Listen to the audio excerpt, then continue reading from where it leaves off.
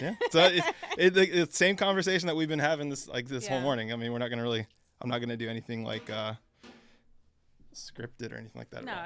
I don't do scripted. Yeah, this is just very sit down and talk, Yes. like saying we've been talking. Yes. So, yeah, that's a crazy story about the Mormon family. That's hilarious. I would never think that like when you have to serve a client with that many kids, you have to think of the logistics of like, well, if they all want to go see the house, how do you do that? And let me add on top of that, Yeah. they had dietary restrictions too. So when I do tours for my relocation clients, because we are out for a long period of time and we're looking at so many houses, because typically they come in for a housing trip. And a housing trip is not, you're not looking to buy. You're looking to kind of gauge the area, what type of houses. So they come in from out of state. Let's say like, I mean, in this case, Utah. Yes. So they come in and they're here for like, what, a couple days? Like, yeah, so they'll be here for like 3 days. Okay. I tell them to plan for 3 days because I want them to go out on their own as well, right? Mm-hmm. So the first 2 days, I'll take them out. We'll look at, I remember one weekend over the 2 days, I showed 30 houses, 15 houses a day. Oh my gosh. Yes. That's like, what is that? Because that is like a span of cities, right? So it's not just Frisco. It probably was in Mansfield, Grand Prairie, Arlington, Frisco. Oh, you're showing them like the whole thing to be like, where do y'all think you're going to fit in? Where do you think you're going to enjoy it? Yes. Okay.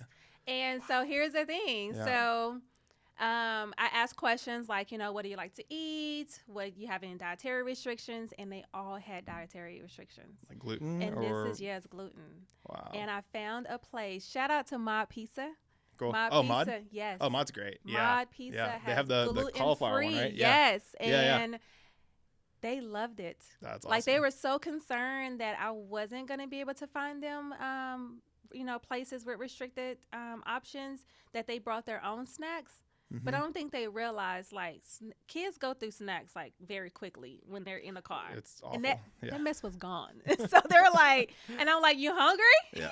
And they're like, yes. I was like, okay, let's go to My Pizza. That's awesome. So not only I had to get a cargo van, I actually had to look for places that were gluten-free. Mm-hmm. And that was inexpensive to feed, like, a family of 7. Right. There were 7 of them. Wow. Yeah. Wow. Yeah, that's crazy. Well, it's funny too, because like when you think about being a realtor, you just think like you're buying and selling houses, but you have to think through all those logistics too. So you kind of become like, in that case, you become like a travel planner too. Mm-hmm. Yes. And you don't make more commission on it either. Right? You don't make anything more, and I think that's the thing that I've learned over the years, especially after the pandemic. You can see customer service has kind of changed. And you can see the expectation of the level of service. And what I'm doing is I'm reminding my clients. So, for example, I had a closing this month, and I review my client's closing disclosure. Mm-hmm. That is not required of me as a realtor. Oh, wow. That is a courtesy that I do because I want to make sure that.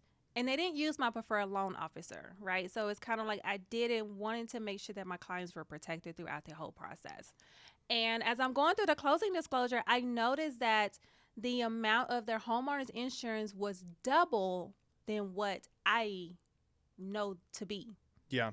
And I immediately called her and I was like, hey, your homeowner insurance, you shouldn't be paying this. And she was like, well, that's what they quoted me. And I said, did you just shop that insurance company? And she said, yes, that's who I've always been. Mm-hmm. I've always been with them. And I said, your insurance should be no more than $3,000 a year. She was paying $6,000. Wow. That's wild. And I told her, I was like, you're going to have to shop. You're going to have to change your insurance. And she did. And her closing disclosure, as far as her cash to close, went down $3,000. Wow. So it's like, it's those things where it's like, I choose to be a resource. I choose to do things as a courtesy because of the level of customer service that I want my clients to experience. And it seems like it's those little things. It's not like anything massive that you did. All you did was just look over that disclosure, which probably doesn't take you super long to do, but it saves them $3,000. Yes. And then they're happy. Yes. And then that's how you're going to get all the referrals over and over again. Because, she saved me $3,000 at closing. So. And I didn't do anything extra. I just exactly. What does my client not know? And it's not knowing due to lack of ignorance. Mm-hmm. It's just not knowing because they don't do this for a living. They don't look at these things every day. They don't do this for a living. They don't know that insurance should cost this instead of that. Because if they never bought a house that is this much. Yeah. And you've sold Yes. houses at those ranges Yes. and those neighborhoods. So Yes. you know what that Yes. looks like. Yes. Yeah. It's funny that you bring that up because that's something that in my business I've also implemented a lot of is the customer service side. Because I know there's videographers and video production agencies that are way more talented than me and more creative than me. I give them that. Yes. But I think where I can beat my competition is the level of customer service and the experience, right? And the appreciation that you do, because you know our world get really busy. Even just not even just real estate, just a small business, an entrepreneur. Our world's very busy, and so you just casually shooting those little text messages. And I time it perfectly because like exactly, and I know exactly like because I can tell like on social media it's like okay, this is a perfect time to kind of slip in and say, hey, you need another shoot, and it doesn't. It's like shoot that exactly little text message and just say, hey, I can get you in such and such, and I can look at my schedule. It's like, okay, point, yes, let's do it. Give me schedule. And then and then on top of that, beyond the shoot too, it's checking in. It's saying like, hey, we're in the middle of your edits right now. You can expect them in 3 business days. Hey, they came in early. We turned them. How's the posting going? There's a lot of technology you can use to automate a lot of those things, but then there's also, it doesn't take a whole lot of effort to pull up my phone and text somebody, hey, how's everything going? No. And I think if anything, it's taking the communication part, right? So the communication, you're using the effectiveness of communication as part of the service of your business. Yeah, exactly. Because it's just, I mean, how many times like you go to a restaurant and you order something and you run there and like, checking your time, right? Yeah. And you're like, and then now the waitress or the waiter comes to you and say, "Oh, they're delayed." Like, did you know that before? Yeah, I waited exactly. 30 minutes? See, because like if it's gonna take 45 minutes, I'd rather them be very upfront. Hey, we're really backed up right now. Da da da da.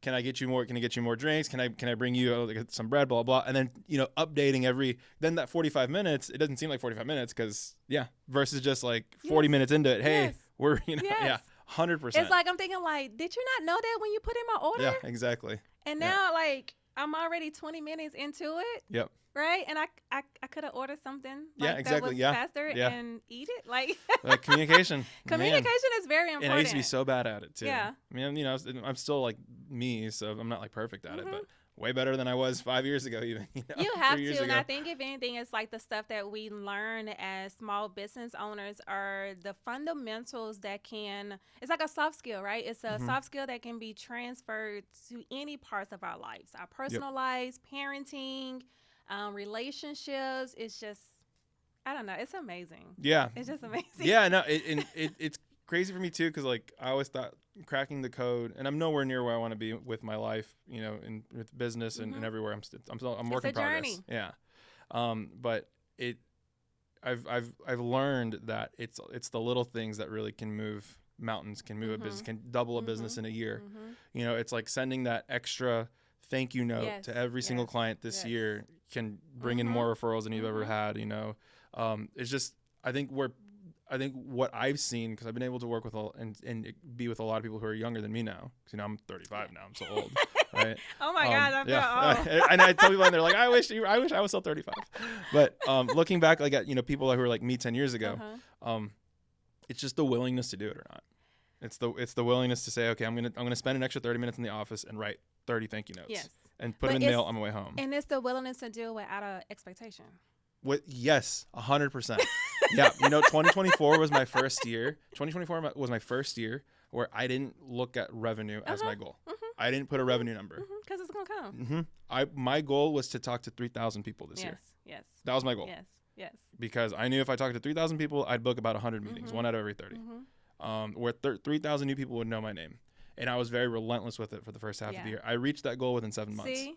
Because you didn't have it. You didn't have the I wasn't financial chasing the money, right? So like somebody told me, so I've been doing real estate for over a decade, and I will say I started pouring into my mental growth back in 2017. And somebody said, because you have these little nuances, like people who make a lot of money are not good people. Money changes you, all of these things. And so without subconsciously knowing, I was pushing away from that. So I don't want to turn into a bad person. I don't want to change, right? Yeah. Yes. And somebody, I don't know who it was, but they said, money is energy. Yeah. And I was like, huh?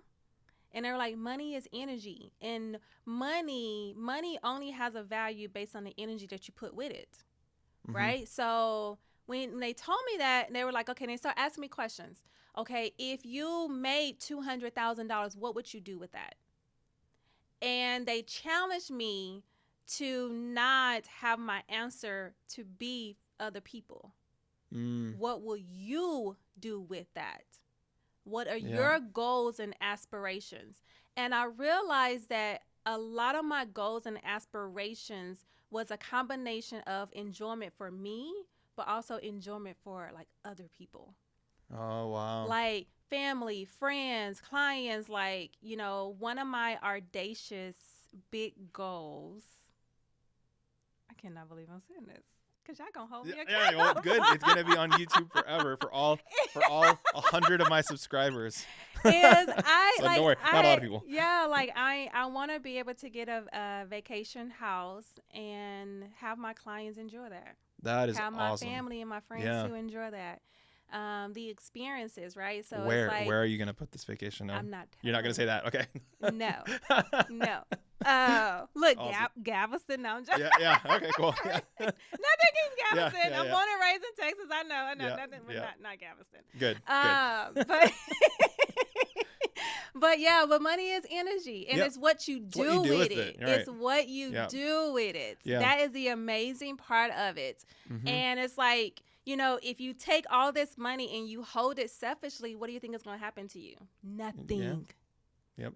But if you hold it and you hold it with an open palm and not a closed palm, there's so much greatness that can happen within that. Yep. Yeah, I think social media is the same way, where you see a lot of toxicity on social media, and you know, what ends up happening is people say, oh, like social media is making people bad. And it's like, no, I think social media is getting the bad out of people. Like they were already bad people to begin with. Social media is just amplifying that. Money, I feel like, is the same way. Yeah, you know, someone who has a lot of money, who's a good person, who's strong-willed, has, you know, a good relationship with God and their family, their community, they're gonna do good things with it. You know, and the ones who don't have that foundation, probably. Yeah, if you're a bad person with no money, adding money is gonna make that work. Make it even worse. Yeah, exactly. Yeah. If you scam people before you have money and you got money, you're still gonna scam people. It's gonna be more zeros at the end. You're still scamming them.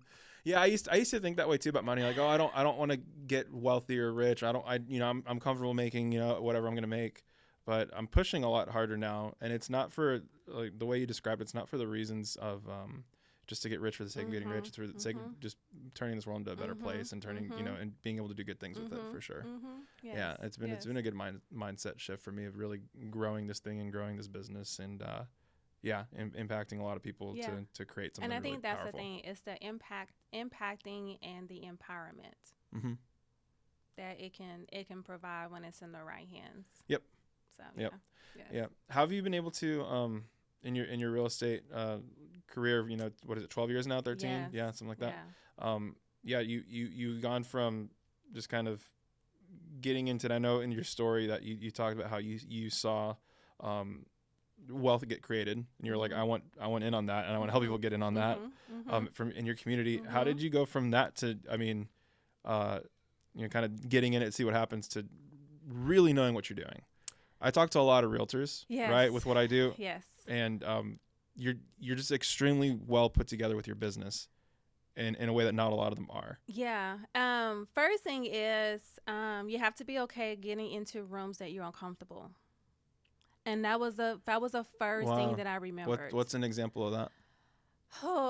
So I went to, I can't think of the name of it, but I went to like this conference, it was a mastermind. It was a mastermind. And I walked in the room. First thing is, I'm going to be very transparent. I was the only Black female in there. I was probably the youngest one in there. Yeah. As I look around. It's a lot of boxes that are getting checked off. It was a lot. Yeah. I was very uncomfortable. Yeah, of course. And I didn't know. And you don't know anybody. The stuff that they were talking about, I was like, what does this mean? Yeah. And I'm like looking around, and everybody is like getting it. Right? Everybody is like, like they understood it. And I was like, man, I feel dumb. Like, but as a theater major, I felt that way at my first mastermind that I went to. I was like, what is monthly revenue? What is profit? What is gross margins? What is, all that close rates? I was like, cool. And everyone's so excited. Yeah. And so I was invited to come. And so one thing about me is I don't like to feel uncomfortable without knowing why I'm feeling uncomfortable. Yeah. And so I was feeling uncomfortable, but I went back and said, why am I here? And so as I thought about it, I was like, okay, this person invited me. This person sees something that I can't see, and that is the mountain. Like, that is that mountain of success that a lot of people talk about or use examples. You can't see it, but when you're on a mountain and you can see somebody climbing up their mountain, you can see what they're about to come to. That person who's climbing can't. Mm-hmm. Right. And so when I sat there and I'm like, okay, this person invited me, so they saw greatness in me. So I was like, okay, I'm willing to feel uncomfortable for the result of feeling uncomfortable. Like, there's a reason why I'm feeling uncomfortable. And that just opened up something inside of me. That's awesome. Where it's like I'm always seeking for those rooms where I am uncomfortable, because I don't know. I have all these sayings, but I can never remember who say them. Yeah. But they say you never want to be the greatest person in the room. Yes, exactly. I feel like I want to be the don't. dumbest person in the room. Yes. And surround myself with people who are more successful, not monetarily either, just experience, influence, whatever that is, goodness even. I always want to feel like I'm the stupidest person in the room. Yeah, you don't want to be the smartest person in the room. And now as I'm gotten older and I'm looking at the years I have ahead of me are less than a year, So as I'm looking at that, I'm like, okay, I am going to reach an age where I probably will be the smartest persons in the room. And that will be okay with me, because that means that I'm sharing the knowledge. I'm creating legacy. Right. So I know that there is going to come a time where I will be the smartest person, but I will know that I'm doing it because I know my journey is coming to an end, and this is knowledge and resources that I need to leave here as a legacy. Right. Like, you've already summited the mountain in a sense, and now you got to help the climbers who are starting the journey. Right. Yes. Yeah. The mountain analogy is really interesting, because I'm going through that with I have a mentor that I work with, and I'm working with him for the next 3 to 6 months. And that's all the analogy we're using is mountain. It's mountain climbing. It is. You have to survey the land. You have to see what's going ahead. Okay, that's going to be a really sucky part of the journey. It is. So you have to make sure your whole team's bought in, that because in 3 months we're going to be there, and it's going to not be fun. Yeah. And here's another one that I realized. So when I reach a status of okay, there's levels to this, and sometimes your levels can come from perception, where you're from, communities, all that. And when my husband and I reach a level of financial success, I was like, I remember thinking oh, we made it. Yeah. But it was just a level because of our community and where our family and all that stuff was. So just kind of think about the mountain have fogs. Yeah. Yeah. And when there's a fog, you think you're at the top. Right. Yeah. And you're really not. And you don't know. There could be so much more. When you get through that fog, you're like, oh, shoot. there's 50,000 more feet to climb. I thought I made it. Wow. Oh, there's so much more. What was a big expense that you had that you were like, I made it, we spent, and then you were like, I probably shouldn't have done that. Well, it wasn't a regret. It was just kind of oh, I made it. But then when you talk to the people in those rooms, you're like, they're like, they're doing big things. And so it's not to look at it as when I take those moments, I don't diminish those moments. For sure. Right. It just gives me another level of growth that I get to choose if I want to travel. Right. It's a choice. Right. And so it may sound like minimum, but this was huge for me. It's great. One of my goals was I wanted to buy I never bought a brand new car. Never. I always went used. I never bought a brand new car. And my goal was I wanted to buy a brand new car off the showroom floor with a bow on it. Nice. Yeah. That was just it, right? And you did that. And I did it. Yeah. What was the car? I did it. It was an Audi S4, the sports model, red leather interior. It was an amazing car, right? And had a bow on top. I got it. Wow. And then when I got it, and you're like, I made it. I was like, I made it. Right? Yeah. I made it. And then as I started talking to people, and they're not just diminishing my accomplishments, right? You don't diminish your accomplishments. they were talking about the things that they did. And the thing about it was, I thought, like, I literally was like, I made it, but I made it because it was accomplishments for me. Mm-hmm. But there's always another level. And what I took from that was, wow, is this how my clients feel when they buy their first home? Wow. Yeah. Is this how my clients feel when they go through a successful sale of their house? What type of experience am I giving my clients? Is it the same experience of the luxury experience that I got? Yeah. Because the key to that was the car salesperson that actually rode with me, that was before the pandemic, rode with me in a car, talked to me about the car. Yeah. He's asking me questions, and the same questions that I'm asking my clients, Mm-hmm. right? He's asking me, what did I do for a living? Why do I do it? What is my favorite color? Why did I choose an Audi of the other dealerships? Like, all these other questions. And when I tell you, when I walked in to pick up my car, it was on the showroom floor with a bow on it. And when I opened it up, it had my LED lights, my favorite color, which is purple. Wow. And I was like, oh, wow. Now this is service.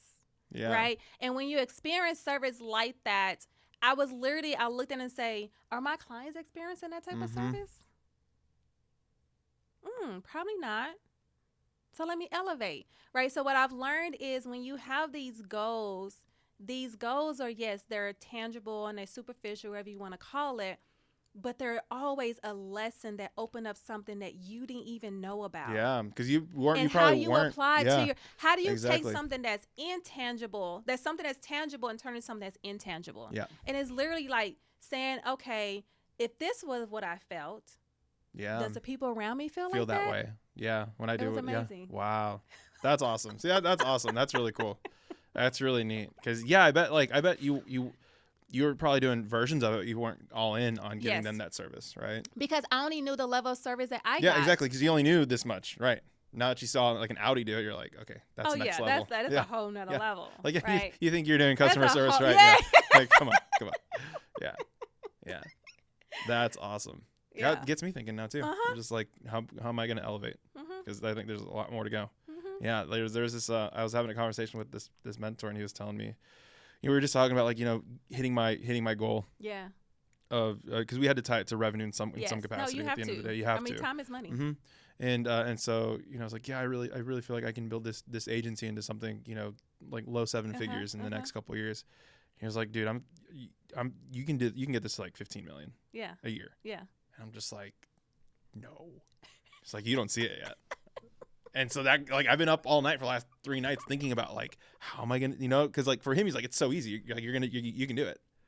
And it's having the people around you who, how we said earlier, that just see that you don't see. So you just led into my response that I was going to say. It's not always the how, it's the who. Yep. So it's that book. The book that title is not the how, it's the who. So sometimes we will reach the level of the knowledge and the mental capacity of our business and in our personal lives too, right? And so now it's not always the how, it's the who. Who do we need to bring into our life to get us to the next level? Yeah. Who do we need to align? I call them links. Who do we need to link up in life that will help us get to where we need to get to, right? It's just, so it's probably the who. It definitely is the people. That's awesome. That's great. All right, well, we're going to wrap up here because we got a lot of holiday things to deal with and life and work and all that stuff. And I really appreciate you sitting down with me. It's always great talking with you about life and business. And it's awesome. It's always great. So I appreciate it. Thank you. You're welcome. Thank you. Awesome. That's it. Super simple. Yeah.